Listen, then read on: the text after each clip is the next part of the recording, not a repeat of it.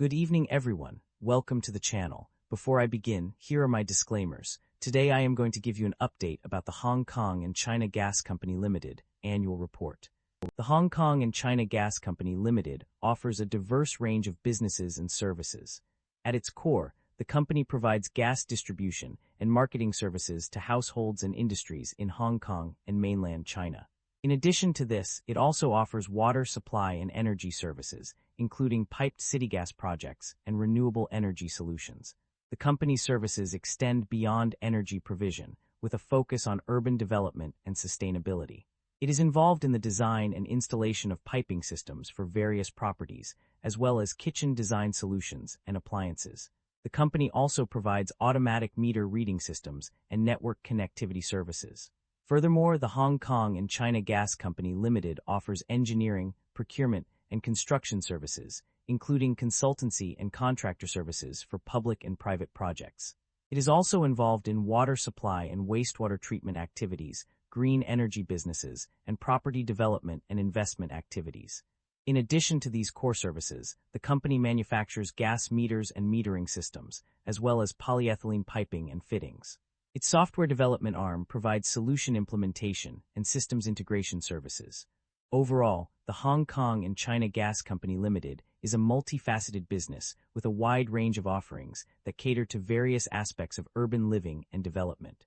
The Hong Kong and China Gas Company Limited market capitalization of $136 billion is significantly larger than the average industry peer of roughly $1 billion. This shows that the Hong Kong and China Gas Company Limited holds a significant advantage in their industry. The Hong Kong and China Gas Company Limited trades at a higher price-to-earnings ratio of 24 times and a higher price-to-book ratio of 2.29 times relative within the industry. While the stock does not screen as absolutely cheap, mixed valuation signals relative to industry peers prevent a definitive conclusion. With the broader industry trading at lower valuation levels, this may reflect transitional pricing dynamics rather than clear mispricing, warranting further analysis of earnings quality, growth sustainability, and balance sheet strength. The leverage on the balance sheet appears elevated, with liabilities of 57% of total assets. This raises some concern, and we should examine the industry and nature of the business to determine whether they justify the elevated leverage. Liabilities have increased, while assets and equity have failed to keep pace or declined. This suggests the business is not growing and may be in decline, making it a highly unattractive investment from a risk perspective. Shareholder equity has declined over the past 5 years, but operating income remains positive. The equity weakness may stem from capital structure changes such as buybacks or dividends rather than operational deterioration. The share count has remained broadly unchanged, indicating no significant dilution or buyback activity over the past 5 years. The company have a dividend yield of 4.79%. The income statement shows that the company revenue have been declining annually even though operating income have been improving. Although the drop in revenue is concerning, we can tell that management have been able to reduce cost. Net income experienced a significant increase of 12% between 2024 and 2025. This growth is in contrast to the previous year, where net income only rose by 2%. The improvement in profit margins can be attributed to several factors. The core operating profit saw an increase of 4%, which was driven by strong sales channel advantages and a solid foundation for driving white goods sales. Additionally, the company's proactive care approach through smart home devices contributed to this growth. However, there was a decrease in profit margins due to investment properties, resulting from higher capitalization rates and lower market rents. The company's financial performance has shown significant improvement in recent years, with a notable increase in its ability to generate positive operating cash flow. According to the latest figures, the company recorded a net cash from operating activities of $40 million in 2025, indicating a strong and stable financial position. Furthermore, the data on page 210 confirms that the company is indeed generating positive operating cash flow, with a substantial amount of $10,533 million in 2025. This impressive figure highlights the company's ability to manage its finances effectively and generate significant revenue from its core operations.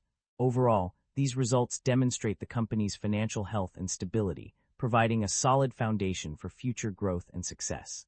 The company's debt level and interest expenses have undergone significant changes over the past year. One notable change is a decrease in interest expense by 13% from $257.1 million to $971.9 million. However, total borrowings have increased from $57,422.2 million in 2024 to $59,700.6 million in 2025. The breakdown of interest expenses reveals a mixed picture. Bank and other loans saw a decrease in fixed rate from 5.1% to 3.8%, while floating rates increased. Guaranteed notes also experienced a decrease in fixed rate. On the other hand, convertible bonds maintained their interest rate at 4%.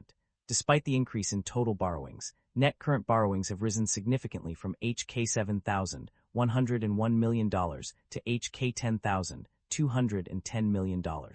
Long-term borrowings decreased slightly from $43,961 million to $42,872 million. The company has also issued medium-term notes and sustainability-linked bonds with varying interest rates. Overall, while the debt level has increased, the interest expenses have decreased significantly, indicating a potential shift in the company's financial strategy. The company's performance across various segments and regions has been mixed. On the positive side, the hydrogen business and smart kitchen business have shown strong results, as highlighted on page 58 of the extracted summaries. Additionally, the AI enablement and digital transformation segment has also performed well. However, there are areas that require closer examination. The energy supply segment, specifically related to gas feedstocks, is uncertain in terms of performance or potential impact. Furthermore, the Middle East region's performance is also unclear, suggesting a need for further analysis to understand its dynamics. Management is optimistic about the company's outlook, citing strong competitive advantages and operational stability as key drivers of growth. The company aims to continue its asset-light strategy in the green energy business, expanding scale and value while exercising high standards of corporate governance. The management emphasizes the importance of prudence and adherence to ethical principles in strategic development, with a focus on attracting investment, protecting shareholder rights, and enhancing shareholder value. Financial projections indicate a 5% average revenue growth rate for the first 5 years, followed by 3% thereafter, suggesting a stable and sustainable growth trajectory. Overall, management's outlook is positive, with no material impairment loss expected even under certain variable changes in revenue or expense growth rates. This confidence in the company's performance is reflected in its commitment to social responsibility and long-term value creation for shareholders. The company has a history of paying dividends to its shareholders. According to the provided information, the company paid out a total dividend payout of HK 35 cents per share for the whole year. This includes both final and interim dividends, with the final dividend being HK 23 cents per share and the interim dividend being HK 12 cents per share. There is no clear indication that the company has engaged in share buybacks, except for a vague mention on page 152 that mentions buying back existing shares.